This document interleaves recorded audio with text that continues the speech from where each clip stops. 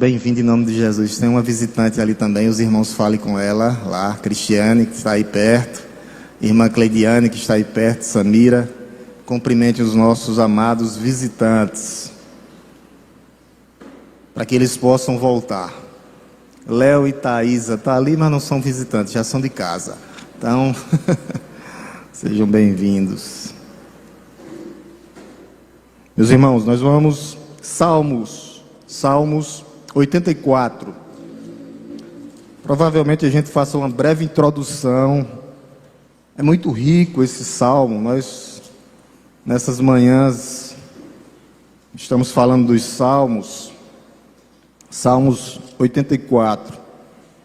Salmos, essa é uma melodia dos filhos de Corá.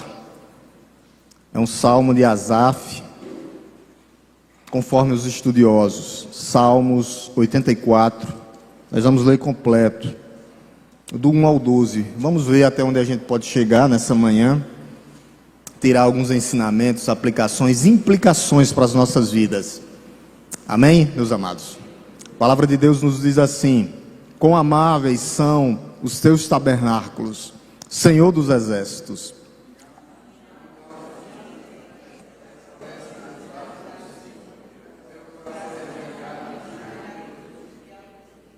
O pardal encontrou casa e a andorinha ninho para si, onde acolhe os seus filhotes, perto dos teus altares, Senhor dos exércitos, Rei meu e Deus meu.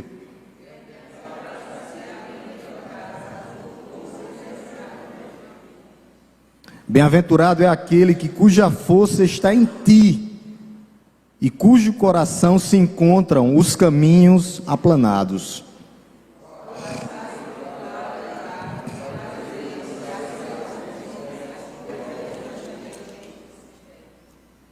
Vão indo de força em força, cada um deles aparece diante de Deus em Sião.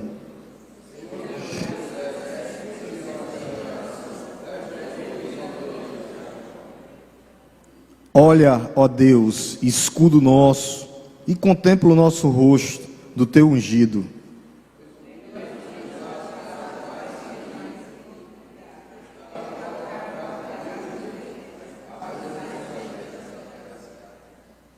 Porque o Senhor Deus é sol e escudo, o Senhor dá graça e glória, não recusa nenhum bem aos que andam retamente.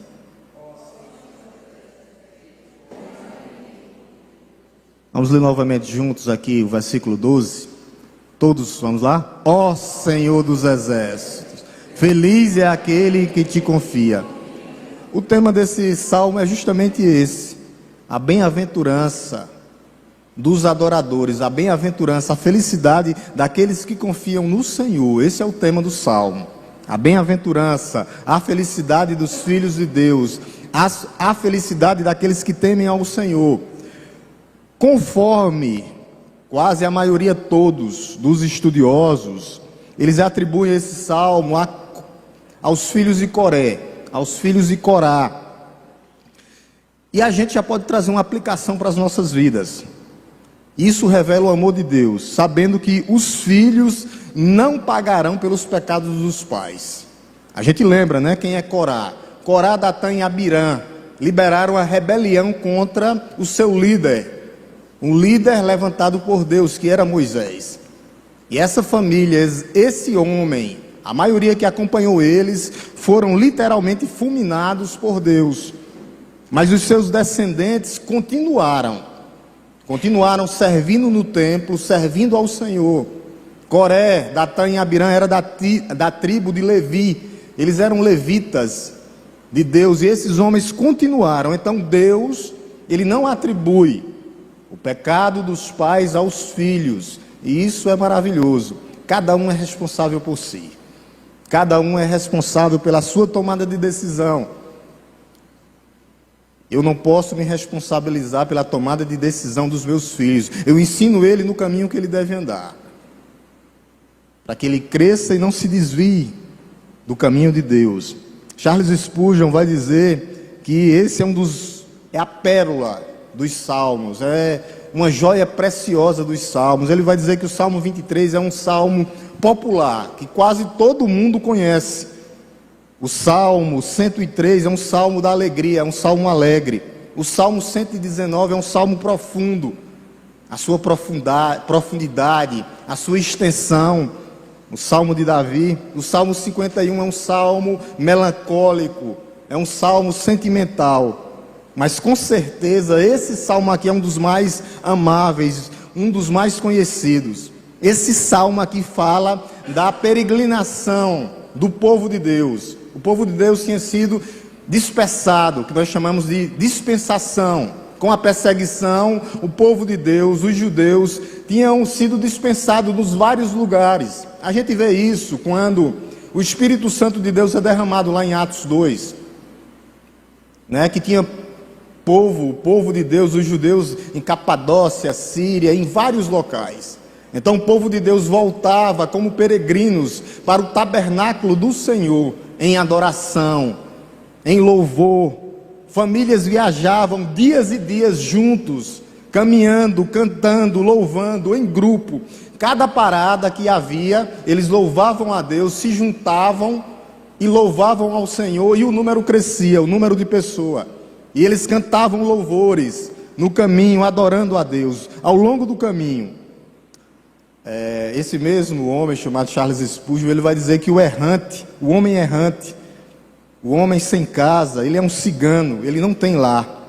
E o estrangeiro, ele está longe do seu lar, mas um peregrino, ele está a caminho de sua casa.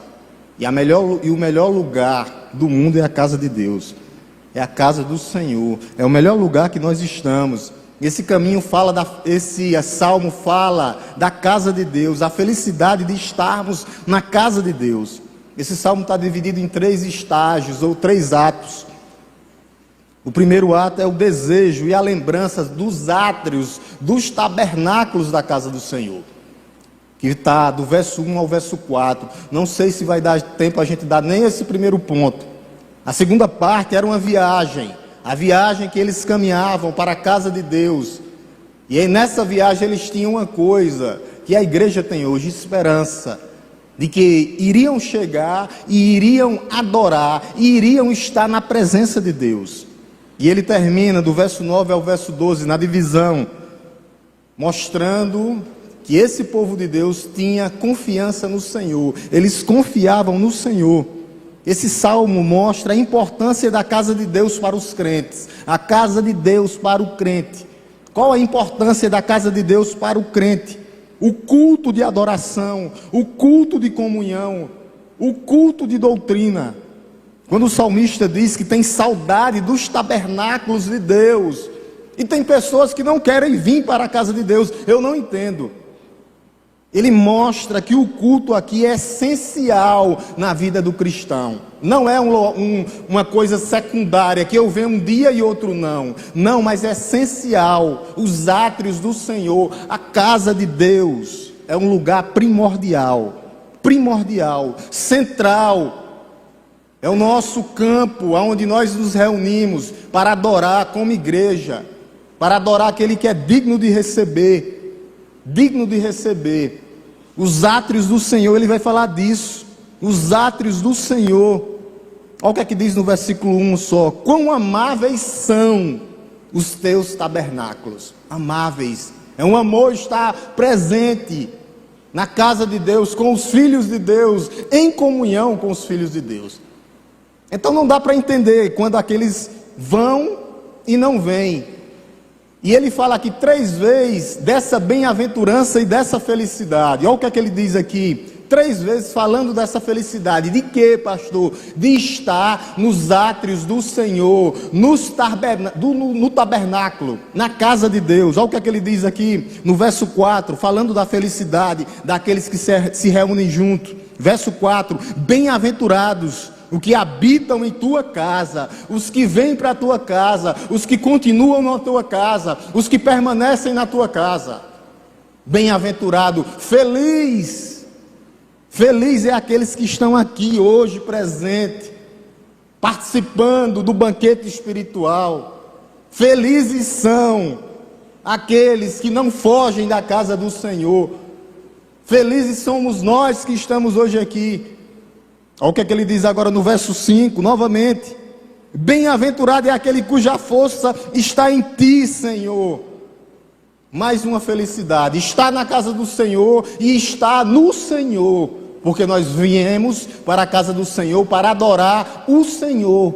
A felicidade consiste nisso, em estar na casa do Senhor, em adorar o Senhor, aquele que é digno de receber a verdadeira adoração, somente Ele. Por isso que nós nos prostramos com o nosso louvor, com a nossa adoração diante do Senhor. A terceira felicidade está bem aí, no final do verso 12. A terceira felicidade: o Senhor dos exércitos, ó Senhor dos exércitos, vírgula, feliz é aquele em quem te confia. Três felicitações, três bem-aventuranças. Primeira, feliz é aquele que está na casa do Senhor. Segundo, feliz é aquele que confia no Senhor. E ele repete novamente, que está no Senhor, e feliz é aquele que confia no Senhor. Três bem-aventuranças. Nós podemos tirar lições preciosas desse salmo. O salmo é muito rico.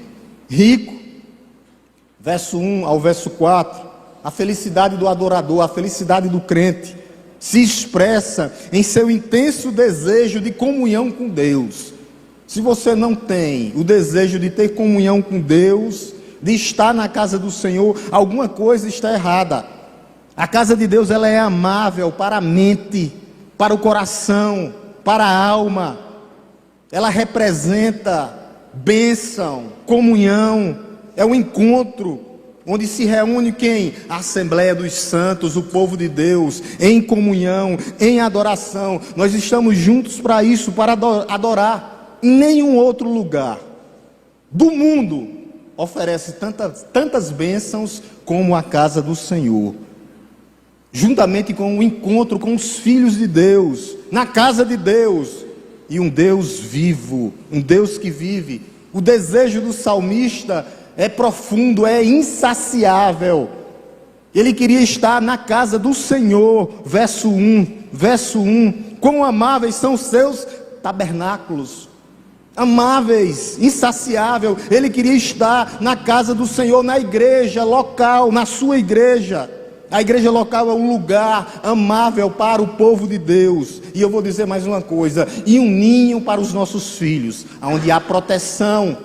Pastor, aonde é o melhor lugar de criar os filhos? Na casa do Senhor, na casa de Deus, na igreja, na escola bíblica dominical, nos amigos de missões. Não estão trazendo seus filhos para o amigo de missões, não sabe o que é que está perdendo. Felizes são aqueles que trazem seus filhos.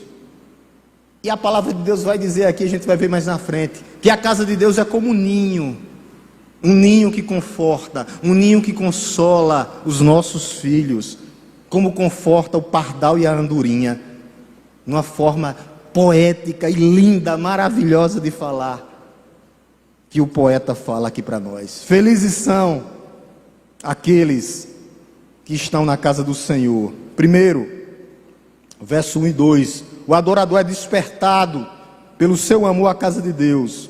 Quando ele diz, no verso 1, ele diz, o verso 1 completo: quão amáveis são os teus tabernáculos, Senhor dos exércitos. Verso 2, a minha alma suspira, desfalece pelos átrios do Senhor, pela casa do Senhor. Aí ele vai dizer, no verso 2, o meu coração e a minha carne, todo o meu corpo, exultam, desejam pelo Deus vivo. É isso que está acontecendo com as nossas vidas. O desejo de estar nos átrios do Senhor, nos tabernáculos do Senhor, no tabernáculo local, que é o lugar central da nossa vida, que é o lugar mais amável do mundo. Quando ele diz, quão amáveis são os teus tabernáculos, qual o meu desejo nessa manhã? É estar aqui presente com o povo de Deus. Por que tudo isso? Porque a casa de Deus é um lugar de adoração, a casa de Deus é um lugar de louvor, a casa de Deus é um lugar de intimidade com o Pai. Tem pessoas que não querem vir para a casa de Deus, eu não entendo. Os tabernáculos são amáveis, verso 1, Deus habita aqui, e nós somos as pedras vivas desse tabernáculo. Nós habitamos aqui juntos, nós somos igreja juntos. Você é separado só aí no mundo, você nunca foi igreja só. Nós habitamos aqui juntos. Deus habita no nosso meio para nos salvar, para nos perdoar pecadores, para nos consolar em momentos de dores, em momentos de aflições. O salmista anseia por esse lugar, por esse local, por essa casa. Também, mas principalmente por uma pessoa, aquele que se faz presente, o nosso Deus Todo-Poderoso, para que nós possamos nos deleitar nele, juntamente com a Assembleia dos Santos, mas sobretudo ter intimidade com o dono da casa, que é Deus. A sua alma tem sede de Deus. Sendo assim, nós temos que estar onde? Na casa de Deus, na casa do Pai. Não apenas porque nós gostamos de encontrar pessoas, amigos e irmãos, não só é isso, mas por causa daquele Deus Todo-Poderoso que é dono dela, que nos conforta, que nos consola e que nós temos intimidade com Ele. Sim, por causa disso. É aqui que nós buscamos as bênçãos espirituais. Mas nós buscamos principalmente o Deus da bênção, aquele que cuida de nós. O culto é centrado em Deus e não em homens. O homem aqui é um adorador, e se ele não se torna um adorador, ele não vai ficar, porque ele não entendeu a mensagem do Evangelho. O culto é centrado em Deus. Em outras palavras, nós não viemos aqui para buscar algo, mas para oferecer o nosso louvor a Deus, a nossa adoração a Deus. É isso que nós estamos fazendo hoje aqui. Porque a casa de Deus é um lugar de instrução. A casa de Deus é um lugar de ensino. A casa de Deus é um local de exortação e, se precisar, de admoestação. Nós estamos na casa de Deus, onde Deus nos ensina, onde Deus nos anima, onde Deus nos consola. É aqui que nós devemos estar. É aqui onde nossas dúvidas são dissipadas. É aqui onde Ele trata as nossas feridas. É aqui onde Ele trata as nossas mazelas, juntos como igreja de Cristo. É aqui onde Ele abre os nossos olhos espirituais para que nós possamos ver as coisas que estão acontecendo aí fora. Asaf, ele teve os olhos do seu entendimento aberto. O Salmo 67,3 também é de Asaf. Vamos para ele aqui, só para mim ler alguma coisa que ele disse no Salmo 73. Salmo 73, a partir do 17. A partir do 17. Ele sempre quis estar na casa de Deus. Olha o que é que ele diz. E aqui ele estava com um problema grave, olhando para prosperidades dos injustos. Aí Deus, o que é que acontece? Abre os olhos de Asaf. A partir do 17, meus amados. A partir do 17, está aqui,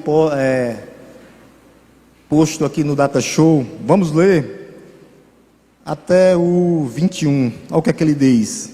Até que entrei no santuário, na casa de Deus, e descobri qual seria o fim deles, dos incrédulos. Versículo 18, igreja.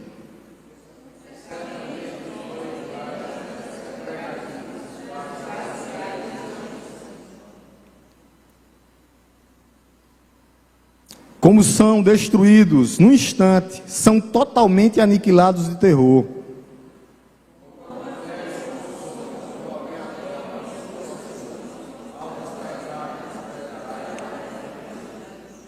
Vamos ler completo até o 28, tá? Quando o meu coração estava cheio de amargura e o meu íntimo se comoveu.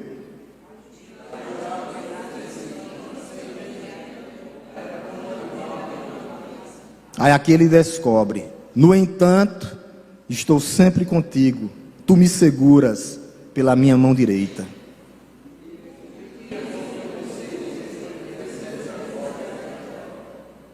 Quem tenho eu no céu além de ti? E quem poderia eu querer na terra além de ti, Senhor?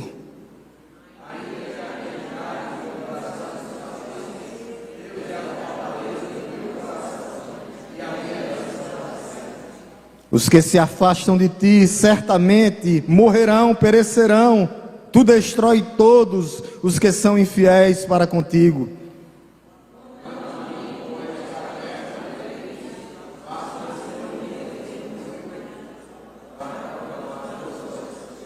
Vamos ler novamente, igreja, o versículo 28. Quanto a mim, bom é...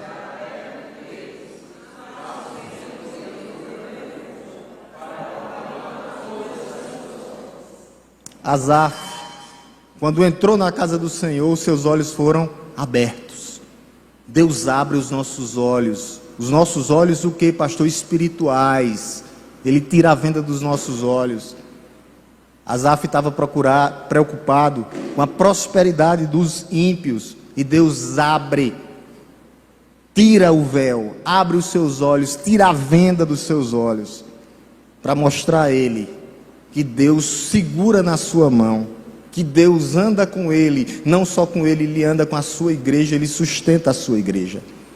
Por isso que Asaf diz isso. Volte lá para o capítulo 84, meus amados irmãos. Nosso tema base, 84. Terceiro ponto aqui é porque a casa de Deus é um lugar de comunhão. A casa de Deus é um lugar onde os crentes se unem em louvor, adoração, mas também em contrição, em arrependimento. O santuário é o lugar de encontro com Deus, com nós mesmos e com os nossos irmãos, para que nós possamos ter comunhão. Somos família espiritual, o rebanho de Deus, o povo de propriedade exclusiva de Deus, que se reúne com uma só alma, com um só espírito, para louvar aquele que é digno de receber adoração, em união, em unidade. Essa unidade tem que ser mantida, preservada pelos irmãos. Nós temos essa responsabilidade de preservar, de manter essa unidade. O adorador é despertado pelo seu amor a Deus, da casa do Senhor e ao Deus vivo. Olha o que é que ele diz no verso 2, parte B. Verso 2, parte B, Salmos 84, parte B. Ele diz: o meu coração e a minha carne, vou ler completo, a minha alma suspira e desfalece pelos átrios do Senhor, pela casa do Senhor, e a minha carne, o meu corpo, exultam, dependem, ou quer, ou precisa, ou necessita pelo Deus vivo. O salmista aqui anseia por Deus e pela sua casa. A sua alma, o seu coração, o seu corpo tem necessidade de Deus. Ele tem fome de Deus, ele tem sede de Deus. Ele quer estar na casa de Deus, com os filhos de Deus. Ele quer Deus. Nós temos que buscar mais a Deus enquanto Ele pode ser encontrado. A nossa ânsia, a ânsia do nosso coração tem que estar na presença de Deus. Que Deus possa fazer uma visitação hoje no nosso coração. O salmista aqui está clamando. É uma visão que transcende tudo. Tudo. O Senhor dos exércitos, Ele quer estar presente diante daquele que nunca perdeu uma batalha e nunca perderá uma batalha pela sua igreja, por nós. É nele que nós temos que confiar. Nós temos que ter essa compreensão desse Deus, Yahvé, Yahweh, o tetragrama de Deus, o Deus Todo-Poderoso, autoexistente, e também não só autoexistente, mas o que ele diz no final do verso 2, o Deus vivo que está no meio dessa igreja. O Deus vivo, o Senhor autoexistente. E o salmista tem uma visão de intimidade e chama Rei meu, Deus meu, Rei meu, Deus meu. Lá no final do verso 3, olha o que é que ele diz: o Senhor dos exércitos, aquele que luta por nós, Ele é Rei meu, Deus meu. Rei meu, Deus meu. O Deus vivo é o Deus da igreja, o Deus de Asaf, o Deus que nós temos que confiar em comunhão e estarmos presentes nos seus átrios, nos seus tabernáculos, na sua casa, em comunhão, em adoração. Por isso que ele é despertado, o salmista, despertado pelas bênçãos espirituais que ele encontra em Deus. Olha o que é que ele diz no verso 3. Isso é poesia, são livros poéticos. A gente tem que entender o que o salmista está dizendo. O pardal encontrou casa, o pai encontrou a sua casa, que é aqui, a casa de Deus. E a andorinha, ninho para os seus filhos.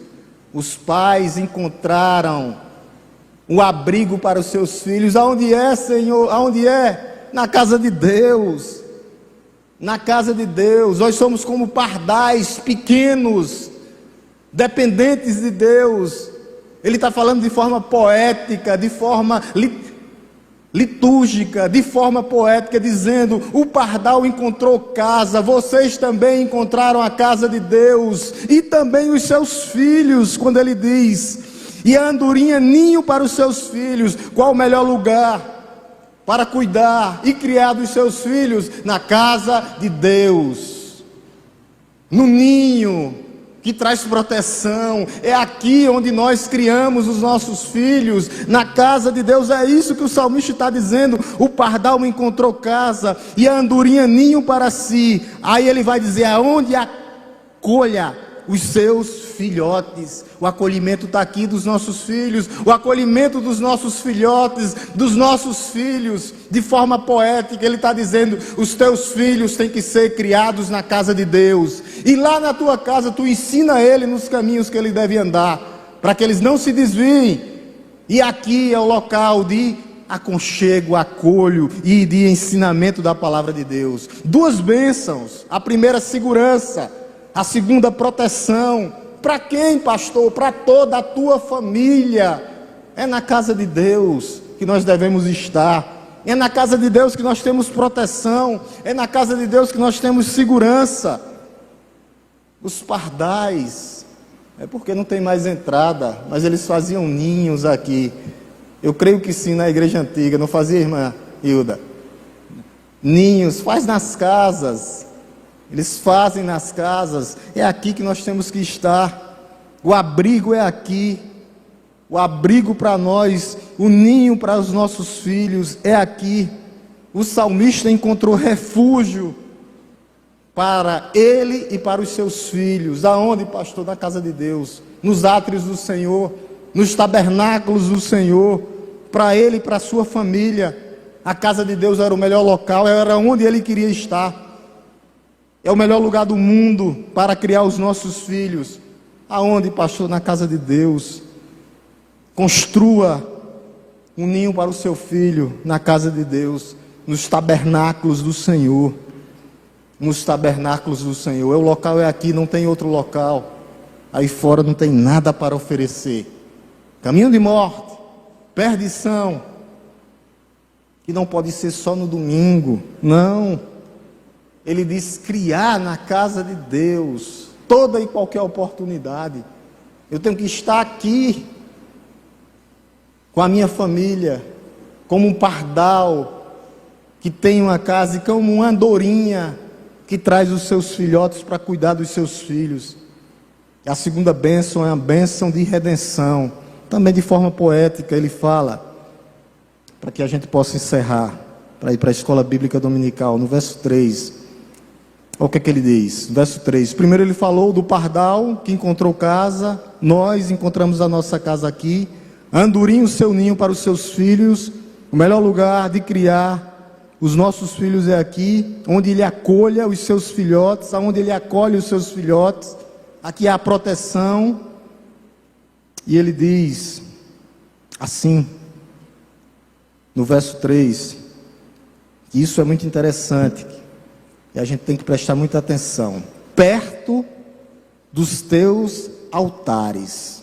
Aí ele vem: Senhor dos exércitos, Rei meu, Deus meu. Deixa eu explicar isso para vocês. No Antigo Testamento tinha 2 altares. Que 2 altares era esse? 2 altares. O altar de ouro, que era feito as orações, era feita a queima de incensos. Os incensos chegavam com cheiro suave, simbolizando as orações E havia o altar dos altares, que era o altar de bronze, onde era levado um cordeiro, e esse cordeiro era imolado. O altar de bronze representa a cruz do Calvário, onde Cristo foi crucificado. Aonde é o altar de Deus hoje é a cruz de Cristo, onde o Cordeiro de Deus foi imolado, morto para a remissão dos nossos pecados. O altar de bronze, o altar onde os cordeiros eram imolados, é o altar de Cristo hoje, a cruz do Calvário, onde ele foi sacrificado pelos nossos pecados. E o altar de ouro, em oração agora, porque nós nos tornamos sacerdotes santos, povo de propriedade exclusiva de Deus. Agora nós oramos, não precisamos mais de mediadores, e as nossas orações chegam ao Senhor como cheiro suave e cheiro agradável. Ele está falando aqui de redenção, através de Rei meu, Deus meu, perto dos teus altares, Rei dos exércitos. O altar onde o cordeiro foi imolado, o altar onde o cordeiro foi morto, para a remissão dos nossos pecados. Amém, igreja de Deus? Ele pagou completamente a sua dívida, você não entendeu? Ele foi morto, por mim e por você, no altar do sacrifício, que foi substituído, o altar de bronze, e agora é a cruz do Calvário. Esse é o altar de Deus, onde ele fez um sacrifício único, perfeito e completo, por mim e por você, para que um dia nós pudéssemos estar no céu. Próximo domingo nós damos continuidade, para que eu não possa perder muito tempo, para que a gente possa aproveitar esse momento de escola bíblica dominical. Amém, igreja de Deus? Louvado seja o nome de Cristo. Só deu 3 versículos, é rico o texto. Vamos orar. Eu gostaria já de convidar a irmã Everildes para vir até aqui. Já está tudo pronto aí, Liliana? Tá. Vou orar pela vida dela, orar pela escola bíblica dominical. Que Deus possa falar tremendamente. Ela fará todas as apresentações necessárias.